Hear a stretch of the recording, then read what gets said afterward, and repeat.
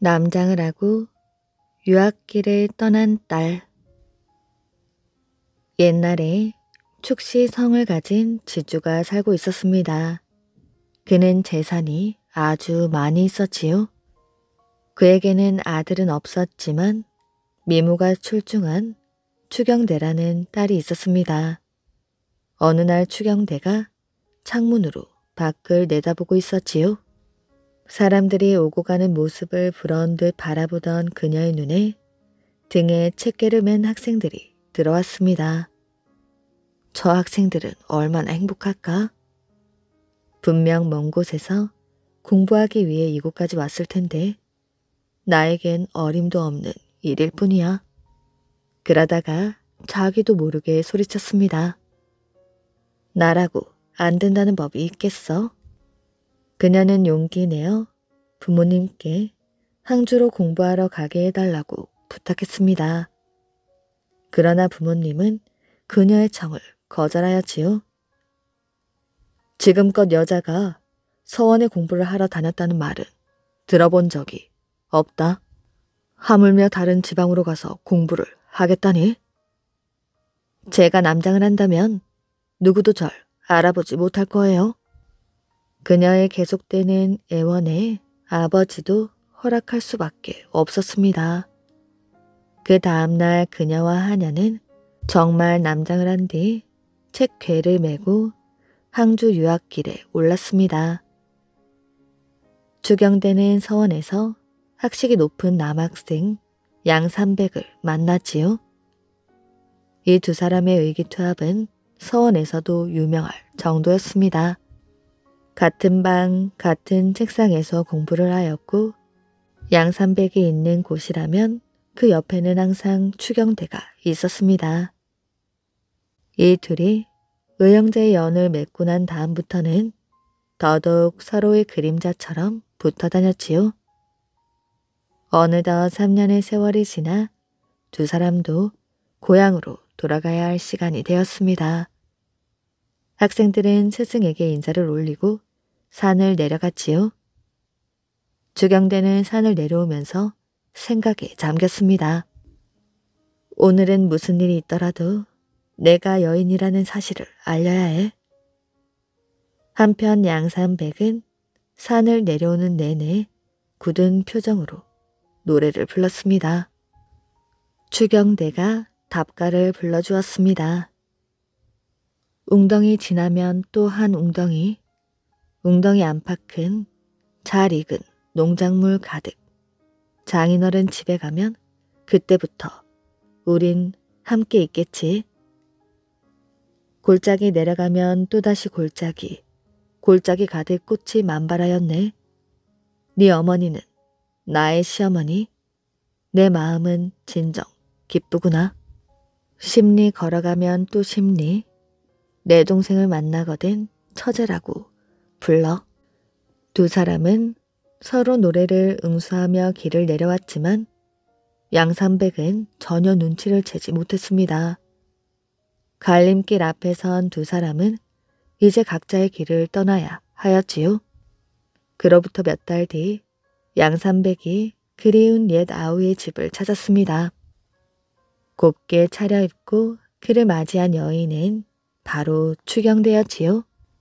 그는 그제야 산길을 내려오며 나누었던 말을 이해할 수 있었습니다.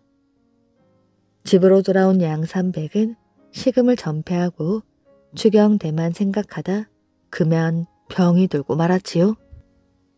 그는 추경대의 집으로 가 청혼을 했지만 그녀의 아버지에게 가난한 학생이 눈에 찰 리가 없었습니다. 딸이 이미 다른 사람과 약혼을 했다고 거짓말을 한 아버지는 열심히 딸의 배필을 찾아 나섰습니다. 결국 그녀는 양삼백이 아닌 고관 대작의 아들 마공자와 혼인할 수밖에 없었지요. 양삼백은 그 소식을 듣고 병져 누워 끝내 일어나지 못하였고 얼마 있지 않아 숨을 거두고 말았습니다. 그는 죽기 전 부모님께 큰 길가에 자신을 묻어달라는 유언을 남겼지요.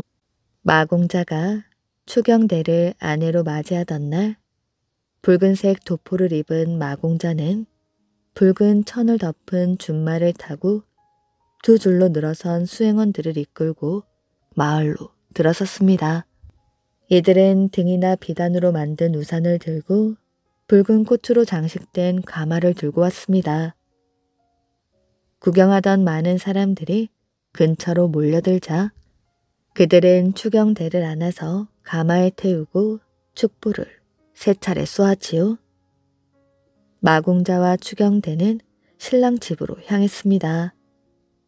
가마가 막 큰 길가에 들어섰을 때 갑자기 모래바람이 미친 듯이 불어왔지요. 멈춰선 가마에서 추경대가 걸어 나왔습니다. 가마에 올라탈 때에는 흰 옷 위에 붉은색 겉옷을 입고 있었지만 가마에서 내리면서 붉은색 치마를 벗어버려 안에 입고 있던 흰 옷과 흰 치마가 드러났습니다. 그리고는 양산백의 무덤을 부여잡으며 통안의 눈물을 흘렸지요. 그녀의 비통한 심정에 하늘도 감동을 했는지 삽시간에 먹구름이 몰려와 하늘을 뒤덮더니 천둥 번개까지 내려쳤습니다. 땅이 심하게 흔들리면서 양산백의 무덤이 둘로 갈라지게 되었지요. 추경대는 두 손으로 치마를 감싸쥐고는 무덤 속으로 뛰어들었습니다. 그녀의 모습이 사라지자 무덤이 다시 하나로 합쳐지며 일순간 조금 전 소라는 감쪽같이 사라졌습니다. 양산백의 무덤 위로 나비 한 쌍이 날아다녔다고 합니다. 어부들을 잡아먹는 외눈박이. 아주 오랜 옛날 어느 곳에서 한 대왕이 태어났는데 성은 황이고 이름은 영등이라 했습니다. 영등 대왕은 용왕국을 다스리는 황제가 되어 바다를 다스렸지요. 하루는 대왕이 동경국 부인과 서경국 부인, 선녀들을 데리고 용왕국 뜰에서 꽃놀이를 하는데 갑자기 바다에서 풍랑이 일었습니다. 그 풍랑은 고깃배들을 떠밀어 어디론가 데려갔지요. 대왕이 보아하니 외눈박이 땅으로 끌려가는 것이 틀림없었습니다. 대왕은 커다란 바위에 올라앉아 주문을 외웠지요. 그러자 고깃배들은 방향을 바꾸어 대왕 쪽으로 오더니 바위 속으로 들어갔습니다. 곧 외눈박이들이 사나운 개와 풍랑을 이끌고 대왕에게로 왔습니다. 맛 좋은 음식들이 오고 있었는데 보지 못했는가? 나도 그런 걸 주우려고 나와 있는 중이야. 외눈박이들은 다른 곳으로 가고 대왕은 어부들에게 말했습니다. 관세음보살을 외우고 가면 내가 너희들을 지켜줄 것이다. 어부는 대왕이 시킨 대로 관세음보살을 외며 가다가 자기들이 살던 것이 보이자 그만 마음을 놓고는 외우기를 중단했습니다. 그러자 갑자기 바람이 불고 물결이 일더니 배가 미친 듯이 뒤로 밀려갔지요. 외눈박이의 땅으로 끌려 들어가기 바로 직전에 어부들은 영등 대왕을 보았습니다.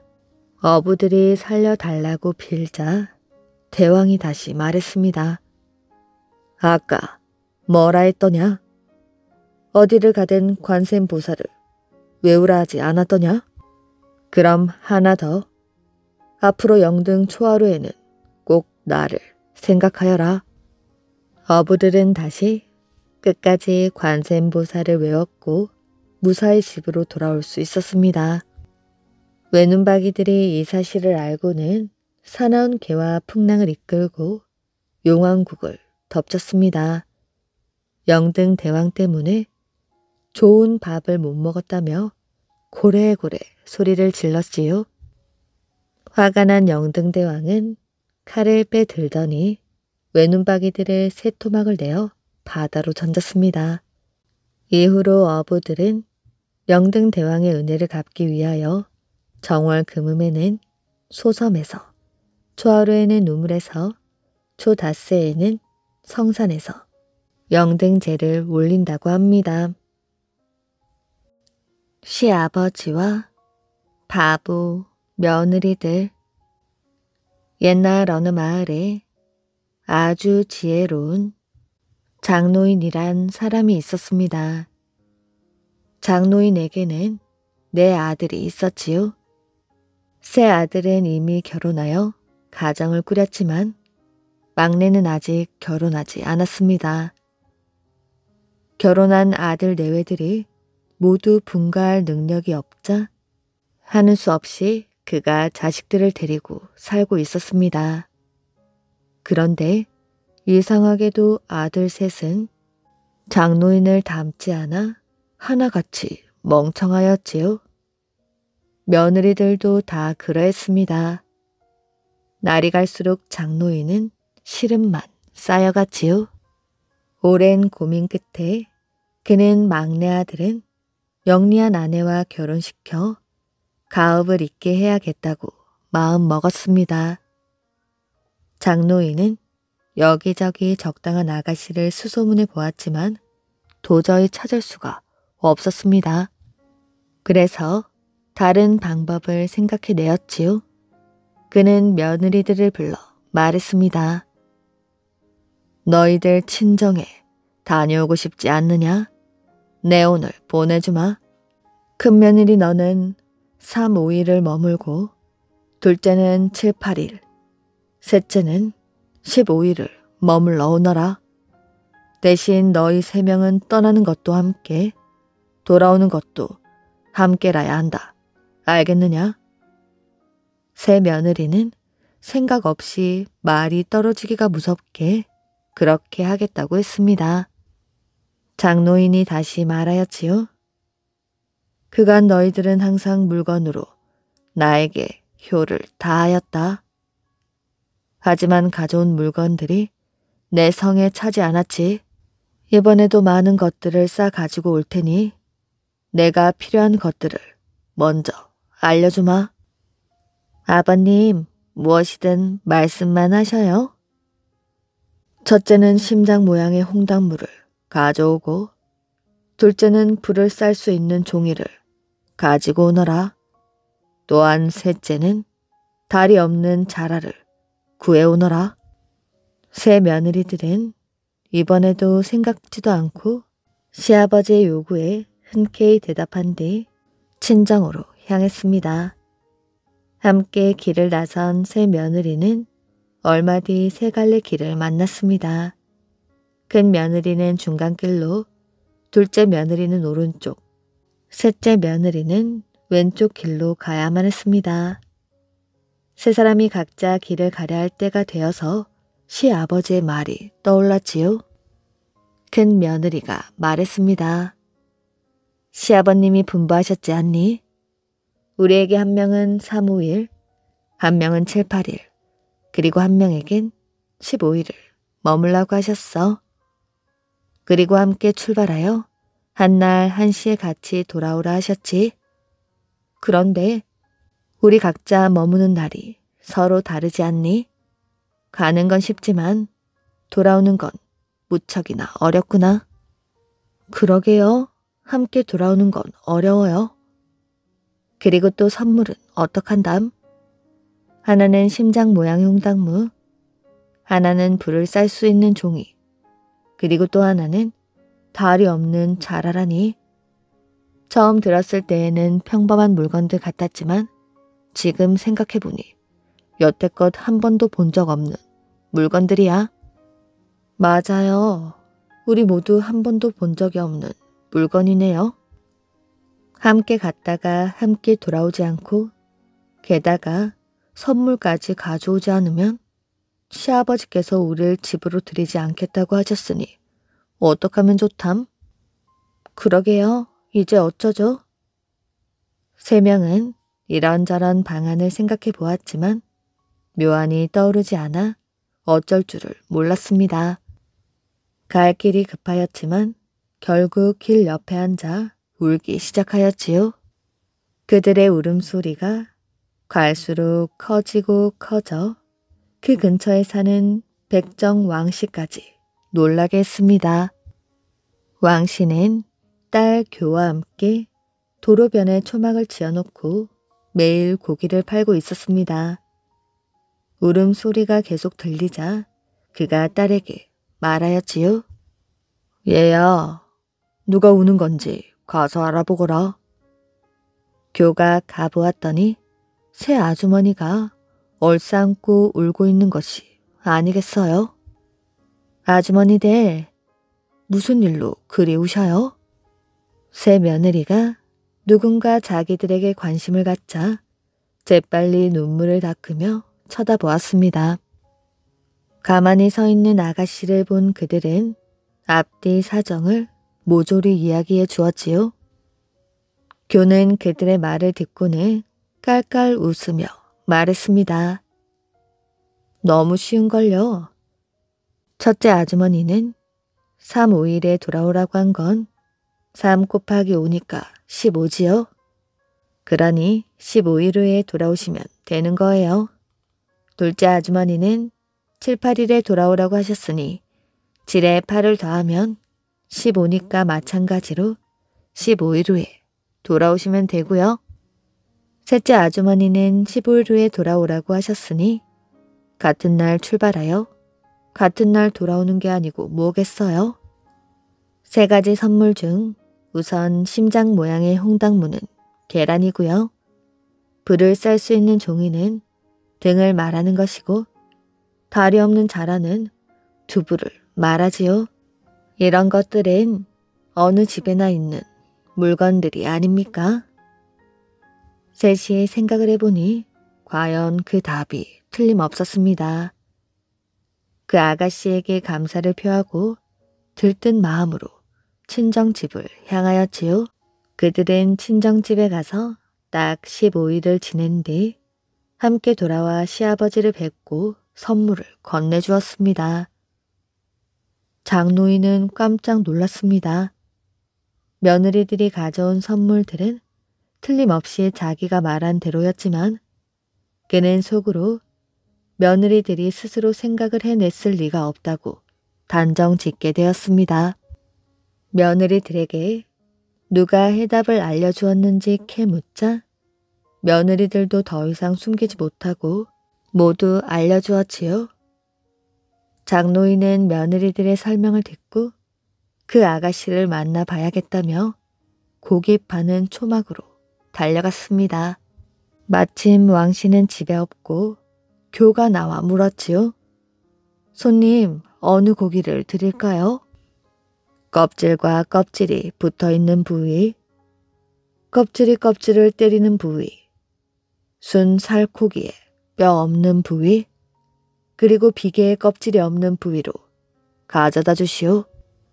교는 장노인의 말을 듣고 군말 없이 사라졌다가 연잎에 싼 보퉁이 4개를 가지런히 내놓았습니다. 장노인이 보퉁이를 펴보자 껍질과 껍질이 붙어있는 돼지 귀와 껍질이 껍질을 때리는 돼지 꼬리 부위, 그리고 살코기만 있고 뼈는 없는 부위인 돼지 간, 비계에 껍질이 없는 돼지 배가 들어 있었습니다. 그녀는 장노인이 의도한 답을 모두 다 맞췄지요. 드디어 내 마음에 꼭 드는 며느리를 찾았군. 장노인은 집으로 돌아온 뒤 곧장 백정 왕씨의 집으로 매파를 보냈습니다. 왕씨 또한 장노인의 집안 사정을 잘 알았기 때문에 딸과 상의하여 혼담을 받아들이기로 했습니다. 얼마 뒤 장노인은 적당한 날을 정하여 자신의 아들과 교를 혼인시켰지요. 장노인은 영특한 며느리를 맞이하고 하루하루가 너무나 즐거웠습니다. 막내 며느리의 의견을 존중하고 그녀에게 집안을 맡길 계획까지 세웠습니다. 그러나 시간이 지나면서 새 며느리가 불만을 드러내었고 급기야는 뒤에서 이러쿵 저러쿵 말이 많았지요. 시아버지는 막내 동서만 좋아하고 우리는 본체 많지 하시잖아. 너무하셔. 장노인은 그녀들의 생각을 꿰뚫어 보았습니다. 그날 저녁 장노인은 내 며느리를 불렀지요. 내 하루하루 기력이 빠져 더 이상 우리 집 살림을 처리할 수가 없게 되었구나. 그래서 내가 이 집 살림을 너희에게 맡기고 싶은데 우리 집은 식구도 많고 그에 따른 일거리도 많으니 가장 지혜로운 사람만이 이 모든 것을 처리할 수 있을 것이다. 하지만 너희 중 누가 가장 똑똑한지 이 시아비는 모르겠구나. 내 며느리가 말했습니다. 아버님, 그럼 시험해 보십시오. 그럼 시합을 한번 해보자꾸나. 누가 가장 능력 있고 지혜로운지 살펴서 그 사람에게 집안 살림을 맡기겠다. 집안일을 할 사람은 우선 절약이 무엇인지 잘 알아야 하지. 무에서 유를 창조할 수 있어야 한다는 뜻이다. 2가지 재료를 써서 요리 10가지를 만들어 오너라. 그리고 2가지 재료로 7가지 밥을 만들어 오너라. 이것을 만들어 오는 사람이 가장 능력 있는 사람이니 그 사람에게 이 집안 살림을 물려줄 것이야. 큰 며느리가 말했습니다. 아버님, 장난치지 마십시오. 누가 이걸 만들어낼 수 있겠어요? 둘째 며느리가 말했습니다. 아버님도 정말 우릴 데리고 장난치시는 것이지요? 그걸 누가 만들어낼 수 있겠어요? 셋째 며느리도 말했습니다. 2 형님이 모두 만들어내지 못하신다는데 나라고 어떻게 만들겠어요? 장노인은 마지막으로 교에게 물었습니다. 너는 어떠하냐? 교가 말하였지요. 제가 한번 해보겠습니다.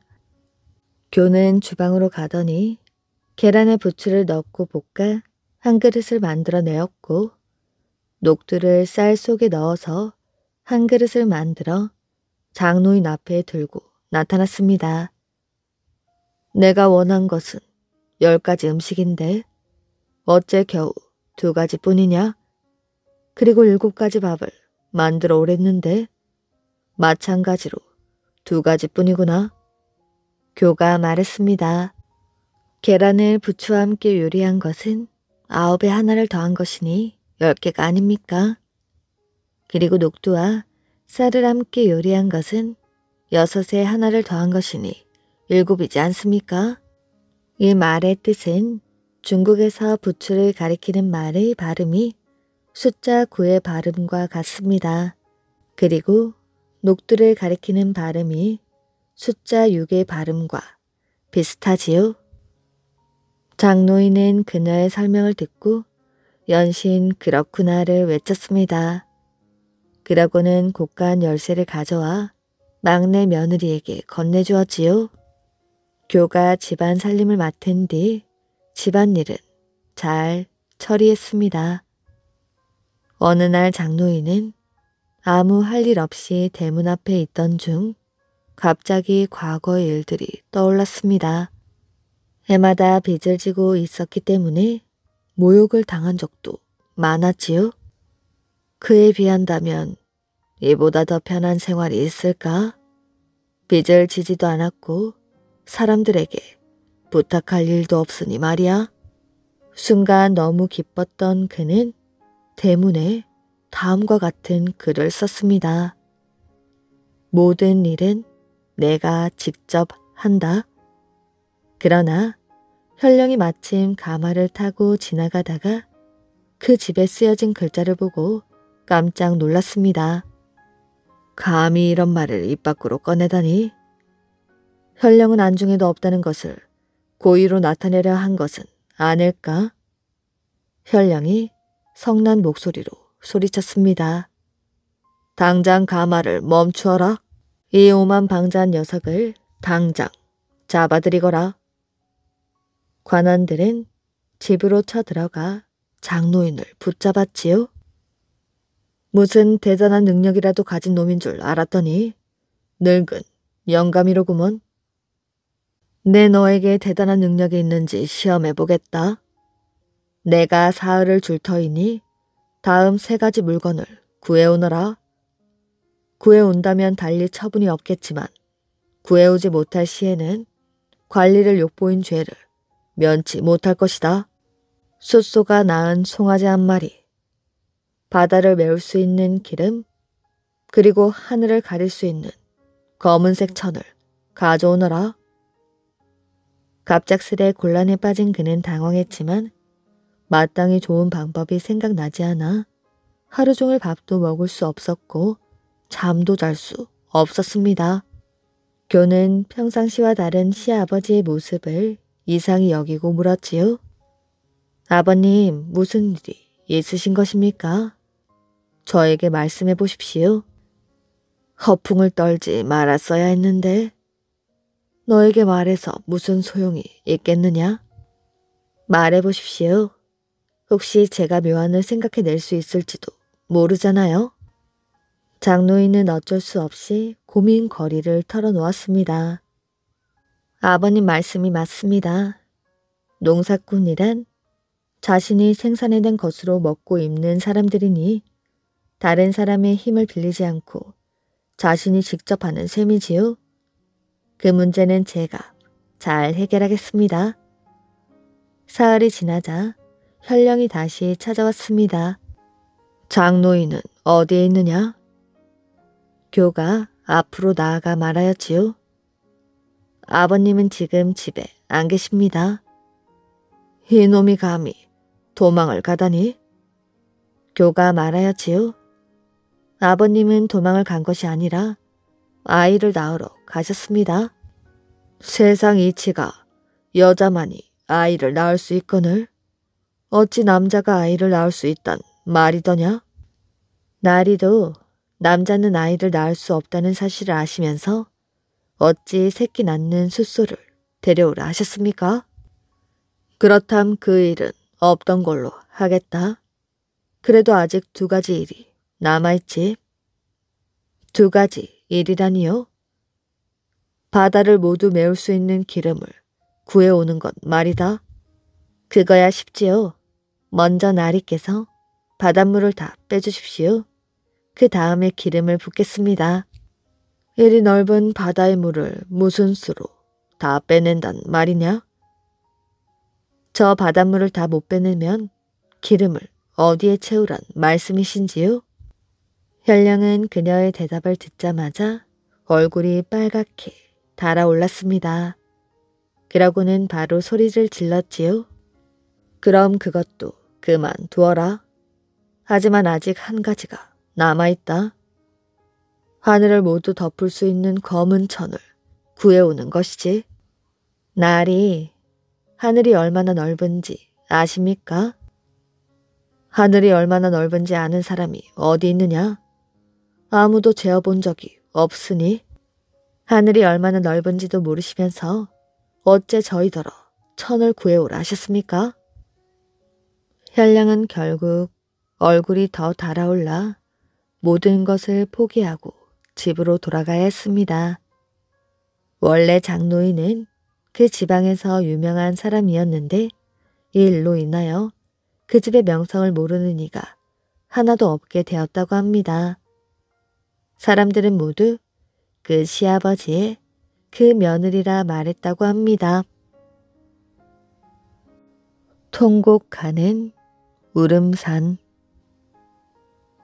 옛날에 후 고구려를 세운 궁에는 904년에 다시 나라를 세우고 국호를 맞은 연호를 무태라 하였지요. 그리고 다음에 도읍을 송악에서 철원으로 옮기고 세력을 키워나갔습니다. 신라의 왕과 궁녀 사이에서 태어난 궁에는 태어나면서부터 이가 나고 이상한 광채까지 바랬다고 합니다. 이를 이상히 여긴 임금이 점쟁이를 불러다 물어보았더니 이 아기가 자라서 나라에 해로운 일을 하겠다고 말하는 것이었지요. 임금은 부하를 시켜 아기를 죽여버리라고 했습니다. 어느 날 유모가 아기를 잠깐 방에 재워놓고 밖에 나간 사이에 괴한이 침입하여 포대기에 쌓인 아기를 다락 밑으로 던져버렸습니다. 마침 다락 아래에 있던 유모가 아기를 받다 손가락으로 아기의 눈을 찔렀지요. 그 바람에 궁예는 애꾸가 되고 말았습니다. 유모는 아기를 안고 대궐을 빠져나가 숨겨놓고 키웠습니다. 성장한 궁예는 자기의 출생 비밀을 알게 된 후 성질이 포악하고 잔인해졌지요. 궁예는 처음에는 양길이란 사람의 부하로 들어갔다가 자기의 세력이 커지자 스스로 후고구려를 세우고 왕의 자리에 올라 나라 이름을 태봉이라 했습니다. 궁예는 체력이 강해지자 스스로를 미륵불이라 칭하고 머리에는 금 면류관을 쓰고 백마를 타고 다녔습니다. 또한 비단으로 말머리와 꼬리를 장식하고 비구승 200여 명을 자기 뒤에 세우고 연부를 하며 뒤따르도록 했습니다. 성격이 포악하고 의심이 많은 궁예는 부인 강씨가 올바른 정치를 하라고 일러주자 부인과 두 아들을 사람들이 보는 앞에서 죽이는 짓도 서슴지 않았습니다. 그는 사치를 일삼고 호화로운 궁궐을 짓느라 백성들에게 막중한 세금을 떠안겨 백성들은 살아가기가 몹시 고달팠지요. 이것을 보다 못한 몇몇 장수들이 그를 임금의 자리에서 쫓아내고 왕건을 새 왕으로 추대하게 되었습니다. 그러자 궁예는 밤중 몰래 궁궐을 빠져나와 산으로 숨어들게 되었지요. 궁예는 산중에 숨어 있으면서 팔부능선에 성을 쌓고 부하들과 힘을 합해 왕건에게 대항하려 했으나 힘이 부족하여 결국에는 군사들을 해산하였습니다. 갈 길을 잃은 궁예와 그의 부하들은 서글퍼 통곡을 하였는데 그 후 이 산중에서 슬픈 울음소리가 들려왔다고 합니다. 그래서 이 산 이름을 울음산, 즉 명성산이라 부르게 되었다고 합니다. 그 후 궁예는 변장을 하고 도망을 다니다가 백성들에게 발각되어 죽임을 당했다고 합니다. 이름을 되찾은 정자. 망원동에 망원정이란 정자가 있었습니다. 망원정은 세종의 형 효령대군의 별장이었던 정자였지요. 효령대군이 별장을 지은 것은 세종 6년 때의 일입니다. 효령대군은 동생 세종 임금은 물론 마음이 맞는 문신들과 이곳에서 시를 지으며 함께 어울렸지요. 이 정자는 망원정이라고 불리기 전에 희우정이라는 이름을 먼저 얻었습니다. 희우정이란 세종 임금이 지어준 이름이랍니다. 세종 7년 때의 일입니다. 농사철이 가까웠지만 계속되는 가뭄으로 물이 모자라 농사를 지을 수 없게 되었지요. 농부들의 걱정이 태산 같은 것은 말할 것도 없었습니다. 세종의 마음도 편치 않았지요. 망원동 일대를 살피러 나왔던 임금은 울적한 기분을 달랠 겸 효령대군이 머물고 있는 정자로 갔습니다. 효령대군과 세종은 이런저런 이야기를 나누었지요. 요즘 비가 오지 않아 걱정이라는 이야기를 하는데 세종의 마음을 알기라도 하듯이 비가 내리기 시작했습니다. 아니, 비가 내리지 않는가? 백성을 사랑하는 전하의 마음을 알고 하늘이 이렇게 비를 내려주는가 봅니다. 효령대군이 감격하여 말하였지요. 세종 임금은 즉석에서 기쁨의 비라는 의미로 이 정자 이름을 기쁠희, 비우자를 써서 희우정이라고 지어주었습니다. 세월이 흘러 희우정은 성종 임금의 형인 월산 대군이 머무는 정자가 되었습니다. 성종 15년 월산 대군은 정자를 크게 수리하고 이름을 망원정으로 고쳤습니다. 이 정자에 앉으면 산과 강의 아름다운 경치를 잘 볼 수 있다는 뜻에서였지요. 성종은 세종과 마찬가지로 이곳에 올라 백성들의 농사일도 살피고 문신들과 함께 시를 읽기도 했습니다. 임금이 망원정에 거동할 때에 수행 중신들에게 시를 지어 바치도록 하여 우승자에게는 활 한 장씩을 하사하기도 하였지요. 하지만 얼마 뒤 연산군이 세력을 잡히게 되면서부터 망원정 일대에는 많은 변화가 생겼습니다.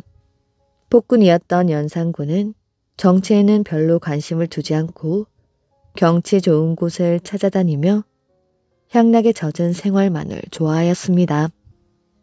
연산군은 지금 고양군 일대를 자신의 사냥터로 정하였지요. 그리고 그곳에 살고 있는 사람들을 모두 내쫓았습니다. 사냥에 방해가 되니 모두 내쫓거라. 마마, 그러시면 아니되옵니다. 하지만 연산군은 자신의 말을 거역하는 사람들은 귀양 보내거나 모두 죽여버렸습니다. 그러자 연산군 주위에는 아첨꾼들만 남게 되었지요. 그들은 연산군의 비위를 맞추며 듣기 좋은 말만 골라서 했습니다. 연산군은 그곳에 사는 백성들을 다 내쫓고 자신의 시중을 드는 별감과 내시들을 위해 집을 지어주었습니다. 아첨꾼들은 연산군을 더욱 부추겼지요. 마마, 망원정을 헐고 더 큰 정자를 짓는 것이 좋을 듯합니다. 연산군은 망원정을 화려한 정자로 다시 확장하고 이름도 수려정으로 고쳤습니다. 하지만 2달 뒤 영산군은 중종 반정으로 왕위에서 물러나게 되었고 이 정자는 다시 망원정이라는 이름을 되찾게 되었다고 합니다.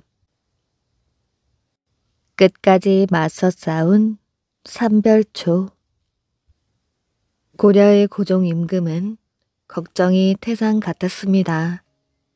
중국 대륙을 모두 차지한 몽고가 벌써 여러 차례 고려에 쳐들어왔기 때문입니다. 몽고군이 쳐들어와도 안전한 곳이 어디인고? 그때 최이라는 신하가 말했습니다. 강화도가 좋을 듯합니다. 강화도는 섬이기 때문에 몽고군이 쉽게 들어오지 못할 것입니다. 맞습니다. 몽고군은 땅 위에서만 싸웠기 때문에 바다에서는 잘 싸우지 못할 것입니다. 고종은 신하들의 말을 들으며 생각하였지요. 300년이나 지켜온 개경을 떠나야 하다니 또 수도를 강화도로 옮기면 남아있는 백성들은 어찌한단 말인가? 고종은 어쩔 수 없이 수도를 강화도로 옮기기로 했습니다. 그리고 강화도에 머물면서 몽고군과 싸울 힘을 기르기로 하였지요. 고종이 강화도로 들어가자 몽고군은 고려의 땅을 마구 짓밟았습니다. 고려인들의 울음소리가 끊이지를 않았지요. 수도를 강화도로 옮긴 지 어느덧 38년이 지났습니다. 어느새 고종은 죽고 원종 임금이 고려를 다스리고 있었지요. 몽고는 원종에게 강화도에서 나오라고 협박을 했습니다. 원종이 개경으로 돌아오면 군사들과 함께 물러나겠다고 했습니다. 오랜 싸움으로 지친 원종과 신하들은 몽고와의 싸움을 끝내고 싶었지요. 마침내 원종은 고려의 군사들에게 그만 싸울 것을 명했습니다. 이 중에서는 삼별초라는 부대가 있었습니다. 삼별초는 지금까지 몽고와의 전쟁에서 가장 끈질기고 용감하게 싸운 부대였습니다. 이런 삼별초는 원종의 명령을 따를 수가 없었습니다. 임금이 개경으로 돌아간다는 것은 몽고에 항복하는 것이나 다름없는 일이었으니까요. 삼별초를 이끌던 배중소는 삼별초 군사들에게 이야기했습니다. 개경으로 돌아가선 안 된다. 죽든 살든 몽고와 계속 싸워야 한다. 많은 삼별초들이 그의 말에 찬성을 했습니다. 남의 나라의 머리를 숙이고 사느니 죽는 게 낫다. 우리 모두 고려의 정신을 보여주자. 삼별초는 몽고와 끝까지 싸울 것을 결심하고 개경으로 돌아간 원종 대신 왕족인 온을 새로운 왕으로 삼았습니다. 삼별초와 개경에 돌아가지 않고 남아있던 고려 사람들은 강화도를 떠나기로 했습니다. 새로운 곳에서 힘을 기르기 위해서였지요. 2만여 명의 사람들은 남쪽의 진도로 향했습니다. 삼별초는 울긋불긋한 물감으로 배에 용과 맹수를 그려 넣었습니다. 멀리서 바라보면 꼭 용과 맹수가 물속에서 춤을 추고 있는 것 같았습니다. 누구에게도 지지 않겠다는 삼별초 군사들의 결심을 그림으로 나타냈던 것이지요. 진도로 간 삼별초의 힘은 점점 강해졌습니다. 결국 삼별초는 거제도와 제주도를 비롯하여 전라도와 경상도 일대의 섬을 30개나 차지하게 되었습니다. 고려의 조정과 몽고에서는 삼별초를 괘씸하게 생각했습니다. 감히 임금의 명령을 어기고 새로 왕을 뽑다니 당장 삼별초를 없애도록 하라. 원종은 신하 김반경에게 이렇게 명령했습니다. 김반경은 고려군과 몽고군을 이끌고 진도에 있는 삼별초를 공격했습니다. 삼별초도 이에 질세라 집중 공격하였지요. 결국 김반경은 몽고군의 도움을 받아 간신히 도망갈 수 있었습니다. 삼별초 군사들은 승리의 기쁨을 마음껏 나눴지요. 그런데 우쭐해진 삼별초는 더 이상 경비를 튼튼하게 하지 않았습니다. 고려와 몽고군이 다시는 쳐들어오지 않을 것이라고 생각했기 때문이었지요. 하지만 삼별초의 생각은 빗나가고 말았습니다. 김반경은 다시 고려군과 몽고군을 이끌고 진도를 총공격하게 되었습니다. 싸울 준비를 제대로 하지 못했던 삼별초는 마침내 고려군과 몽고군에게 진도를 빼앗기고 말았지요. 그때까지 삼별초를 이끌던 배중손도 이 싸움에서 죽고 말았습니다. 하지만 삼별초가 모두 물러난 것은 아니었지요. 배중손의 뒤를 이어 김통정이라는 사람이 삼별초를 지휘하게 되었습니다. 김통정은 제주도로 가서 300리나 되는 긴 성을 쌓고 다음 싸움에 대비하게 되었지요. 제주도에서 다시 힘을 기른 삼별초는 몽고에 바치는 쌀과 물건을 실어 나르는 배들을 공격하기 시작했습니다. 또 몽고가 일본을 공격하기 위해 만들어 놓은 전쟁용 배들도 부셔버렸지요. 몽고의 왕은 화가 머리끝까지 났습니다. 그래서 몽고의 장수 훈도와 홍다구를 시켜 삼별초를 공격하게 하였지요. 몽고군이 진도를 총공격한 지 2년이 지난 어느 날이었습니다. 삼별초를 없애려는 160척의 배들이 제주도 앞바다에 나타났습니다. 잠시 후 수많은 고려와 몽고의 군사들이 제주도에 있는 삼별초를 공격하기 시작했습니다. 몽고군이 쳐들어온다. 모두 싸워라. 우리가 지면 고려는 더 이상 몽고와 맞서 싸울 군사가 없다. 김통장은 삼별초 군사들에게 공격 명령을 내렸습니다. 삼별초와 몽고군의 치열한 싸움은 계속되었지요. 그런데 삼별초가 아무리 열심히 싸워도 엄청난 숫자의 몽고군을 당해내기란 쉽지 않았습니다. 시간이 지날수록 선별조 군사들의 수는 줄어만 갔습니다. 더 이상 버틸 힘이 없다고 판단한 김통정은 마지막 남은 70명과 함께 한라산으로 들어갔습니다. 그곳에서 70명의 선별조 군사들은 함께 목숨을 끊고 말았습니다. 몽고에 항복하느니 차라리 죽음을 택한 것이었지요. 삼별초는 뜻을 이루지 못하고 죽어갔지만 그들의 몽고에 대한 끈질긴 저항 정신은 우리들의 가슴 속에 남아있습니다. 허물어지는 궁궐. 고려 명장 이성계는 고려 조정을 뒤엎고 새로운 왕조를 세웠습니다. 조선 왕조 태조가 된 이성계는 천년 만년 튼튼한 나라를 만들기 위하여 심혈을 기울였으며 그 방편의 하나로 도읍을 한양으로 옮겼습니다. 한양으로 도읍을 정한 이성계는 궁궐을 짓기 시작하였는데 궁궐 공사는 이성계의 마음대로 진척되지를 않았지요. 웬일인지 거의 완성해 놓았던 건물이 밤사이에 허물어지는 것이었습니다. 그러기를 벌써 몇 번째인지도 모르니 태조 이성계는 절망적인 기분에 빠져버리고 말았지요. 이성계는 전국의 유명한 대목들을 모두 불러 모았습니다. 그리하여 나라에 이름난 대목들은 모두 궁궐을 짓는 대로 모여들었습니다. 그들은 각별하게 심혈을 기울여서 궁궐 건축을 서둘렀지요. 그런데 거의 다 지어서 완성 단계에 이른 건물이 밤사이에 또 무너져 버린 것이었습니다. 이성계는 편히 잠들 수조차 없었지요. 신하들도 몸둘 바를 몰라 했습니다.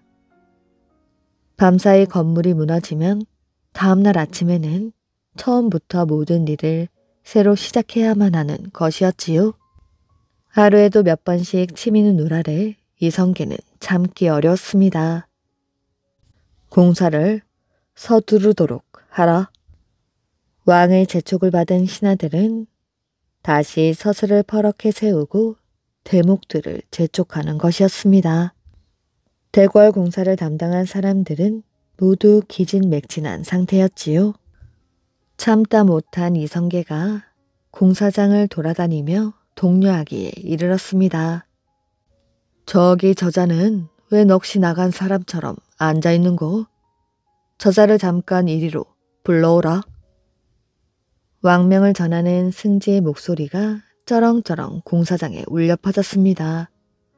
끌려 나온 대목은 이성계 앞에서 어쩔 줄을 몰라하며 머리를 조아린 채 엎드려 있었지요. 너는 어찌하여 바쁜 공사를 게을리하여 대궐의 완성을 더디게 하는 것이냐? 대목은 들리지도 않는 작은 목소리로 간신히 말을 했습니다. 기둥을 세우고 이젠 한시름 놓았다 하면 밤새 무너져 버리곤 하옵니다. 그거야 너희들 정성이 부족하여 그런 것이 아니냐? 천부당 만부당한 말씀이옵니다. 그럼 아니란 말이냐? 너희가 올바른 정신으로 심혈을 기울여도 계속 밤새 무너진다는 것이냐? 예, 그러하옵니다. 임금도 어쩔 수 없다는 듯이 신음 소리를 내며 입을 다물었습니다.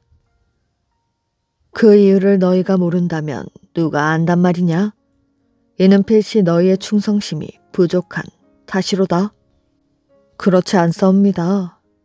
다만 우리 대목들과 인부들은 모두 궁궐 공사하는 걸 두려워하고 있는 것이 문제이옵니다.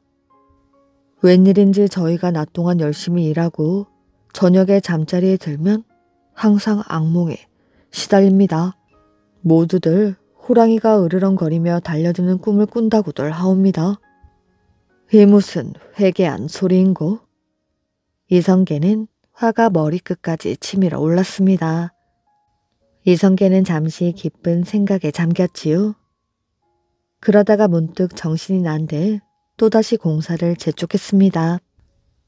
하루는 게으른 자들이 유난히도 이성계의 눈에 많이 띄었지요. 저런? 저 녀석은 왜 또 저러고 앉아있는 것이야? 아니 저놈은 연장을 챙기고 있지 않느냐? 대목 중 몇몇이 공사장을 빠져나가려는 속셈으로 연장을 챙기고 있었던 것이었습니다. 왕 옆에 머리를 조아리고 있던 승지도 마침내 분통을 터뜨렸지요. 걔 누구 없느냐?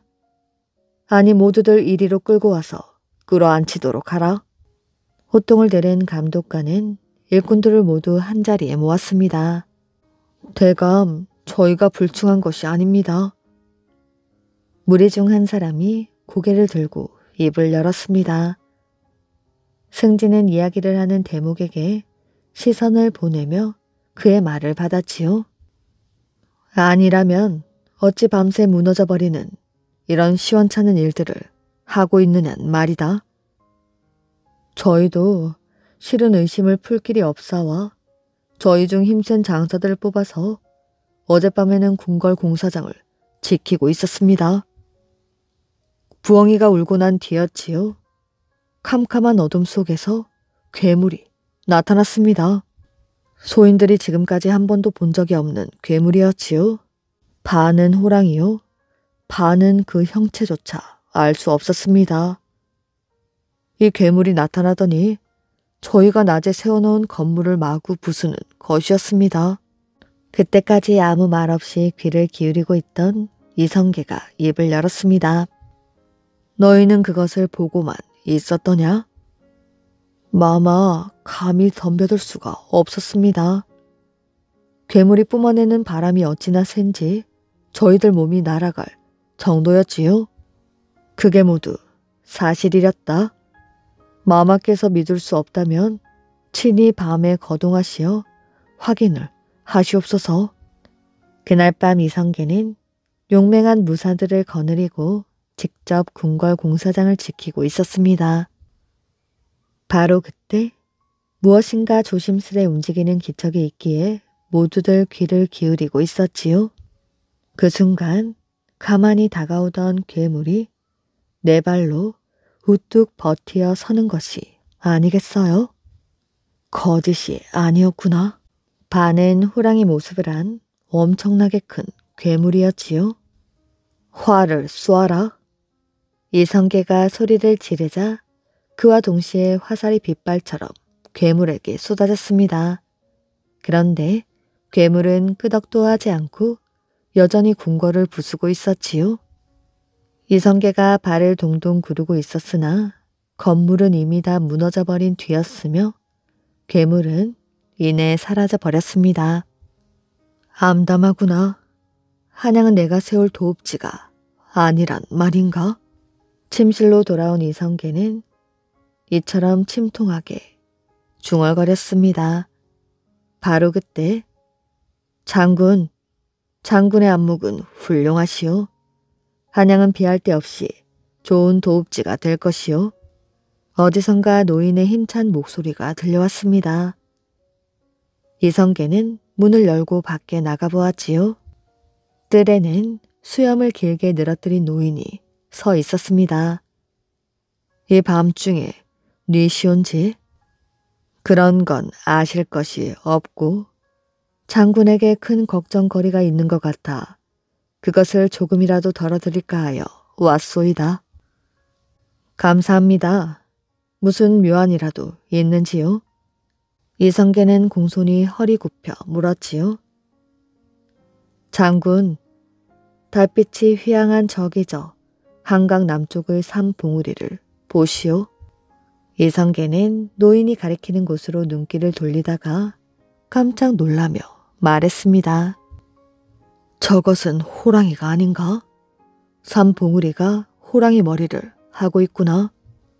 호랑이 형상의 산 봉우리가 한양을 굽어보고 있구나. 노인장, 저 봉우리의 기운을 누를 방도를 좀 가르쳐 주시오. 그것은 어렵지 않소이다. 호랑이란 본래 꼬리를 밟히면 꼼짝 못하는 짐승이요. 노인은 호랑이 형상을 한 산 봉우리의 꼬리 부분에다 절을 지으면 만사가 순조로우리라 일러주고는 어디론가 사라져 버렸지요. 이성계는 노인이 일러준 대로 그곳에 절을 짓고 나서 말썽 많은 대궐 공사를 다시 시작하게 되었습니다. 노인의 말대로 새로 지은 절이 호랑이 꼬리를 밟고 있어서인지 더 이상 괴물은 나타나지 않았고 공사는 순조롭게 진행되어 궁궐을 완성시킬 수가 있었습니다. 지금도 이 삼성산에는 호합사라는 이름의 절이 있다고 합니다.